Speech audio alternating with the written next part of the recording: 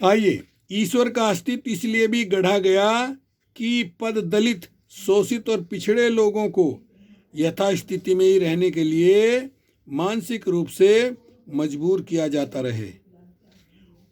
उनमें अपने शोषण, उत्पीड़न और पिछड़ेपन के प्रति न कोई आक्रोश पैदा हो तथा न ही उनसे मुक्त होने की टीस जागे, क्योंकि यह स्थिति तो ईश्वर के कारण उत्पन्न हुई है। पिछले जन्म में उनके कर्म ही ऐसे थे जिनके कारण उन्हें ऊंचे वर्ग के लोगों की गुलामी करनी पड़ रही है।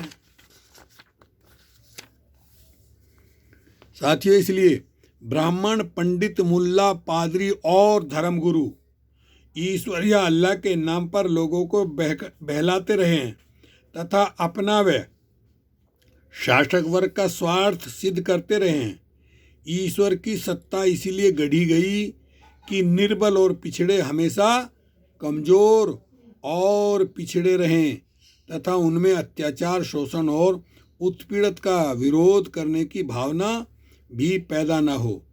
शासक और शोषक वर्ग भी इसी कारण धर्मगुरुओं की मदद करता रहा, क्योंकि इसी में उसका स्वार्थ पूरा होता है। यानी पाखंडी, स्वार्थी, लालची, फरेबी लोगों ने ईश्वर का भय पैदा करके अपना व्यवसाय चला रहे हैं, अपनी दुकान चला रहे हैं, लोगों को लूट रहे हैं। साथियों, मैं आपको अगर कह रहा हूं तो मैं इस बात का पालन करता हूं कि मैं धरती, आकाश, समुद्र, ब्रह्मांड में कहीं भी कोई भी काल्पनिक ईश्वर, अल्लाह, गॉड, खुदा, भगवान, आत्मा, परमात्मा, स्वर्ग, नरक, भूत प्रेत, लक, भाग, तकदीर, किस्मत, इन सब में विश्वास नहीं करता। इन सब से मैं नहीं डरता। 76 साल उम्र है मेरी, आज तक मेरा कोई एक बाल नहीं उखाड़ सका। समझ रहे हैं? मैं दुनिया का ऐसा पहला नास्तिक हूँ, शायद दूसरा आपको कोई नहीं मिलेगा। और मैं आराम से अपना जीवन यापन कर रहा हूँ, सुख सुकून से रह रहा हूँ। साउथ अमेरिका के देश बोलीविया में पिछले 34-35 साल से रह रहा हूँ और मैं इन काल्पनिक किसी भी ईश्वरों में कोई विश्वास नहीं करता हूँ। चैलेंज करता हूँ उस काल्पनिक ईश्वर को, अगर तू है। क्योंकि 50 साल पहले भारत में, उत्तर प्रदेश में आर्य समाज का बड़ा बोलबाला था। उसके एक प्रचारक थे पृथ्वी सिंह बेधड़क। उन्होंने कहा कि क्या ढोंग बना रखा है ईश्वर का।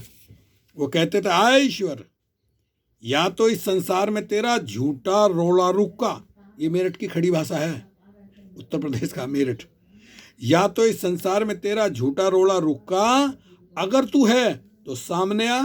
अब समय से क्यों है चूका? क्यों आज से थोड़ी, बहुत पहले से ये जुल्म, जास्ती, रेप, बलात्कार, मर्डर होते चले आ रहे हैं। पृथ्वी सिंह बेधड़क इस प्रचारक को पंडित जवाहरलाल नेहरू ने बुलाया था कि भाई मिलिट्री में जो नौजवान हैं उनके लिए जोशीले गीत लिखो और सुनाओ, गाओ। ये अब तो नहीं रहे, वो लंबी बात हो गई।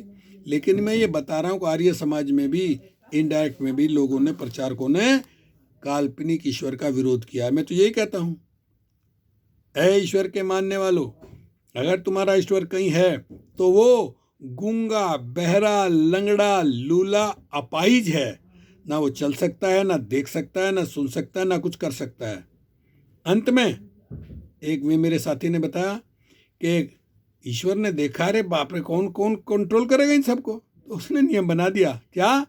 कर्म प्रधान विषय कर राखो, और भैया जैसा करो तैसा फल चाखो। जो काल्पनिक ईश्वर ने कह दिया, मुझे कुछ नहीं पता, जैसा करोगे वैसा भरोगे। तो आज भारत में क्या, दुनिया में 2 ही युग चल रहे हैं, विज्ञान का युग, संविधान का युग। विदेशों में तो ये आडंबर है नहीं, ढकोसला है नहीं, अंधविश्वास है नहीं। लेकिन भारत में अगर आपका एक्सीडेंट हो जाता है तो पहले, सबसे पहले आपको हॉस्पिटल में लेके जाएंगे, वो विज्ञान का युग है। वहाँ डॉक्टर आपका इलाज करेगा, मंदिर में लेके नहीं जाते। किसी में भी, किसी भी धर्म का, चाहे मुसलमान हो, ईसाई हो, क्रिश्चियन हो, कोई भी हो, उसको मस्जिद, मंदिर में लेके नहीं जाते। जिसका एक्सीडेंट हो गया, इसको ठीक करो, उसके लिए प्रार्थना कोई नहीं करता। सीधे जाते हैं हॉस्पिटल में। हॉस्पिटल में डॉक्टर बैठा, विज्ञान के द्वारा दवाई बनेगी, उसका इलाज होगा और वो बच जाएगा। या फिर किसी ने आपका सर फोड़ दिया तो आप सीधे जाएंगे पुलिस स्टेशन, वहाँ संविधान का युग है, संविधान से चल रही है, वहाँ जा कर के आप बताएंगे, वहाँ आपकी रिपोर्ट लिखी जाएगी, कानूनी कार्रवाई होगी। तो भारत में इस समय विज्ञान का युग है, संविधान का युग है। इसके अलावा और कोई किसी युग की बात करे मैं नहीं मानता। कलयुग चल रहा है। कलयुग का मतलब होता है कल पुर्जों का युग, मशीन का युग, विज्ञान का युग, साइंस का युग, कलम का युग, कर्म का युग। कर्म का युग चल रहा है। इसलिए साथियों, मेरी बात आपको कड़वी लगेगी, लेकिन मैंने साबित कर दिया, बता दिया कि ईश्वर कैसा है, कहाँ रहता है, क्या करता है। सब ढकोसला है, लोगों ने अपना धंधा बनाया हुआ है। समझे? ओके, शुक्रिया, धन्यवाद।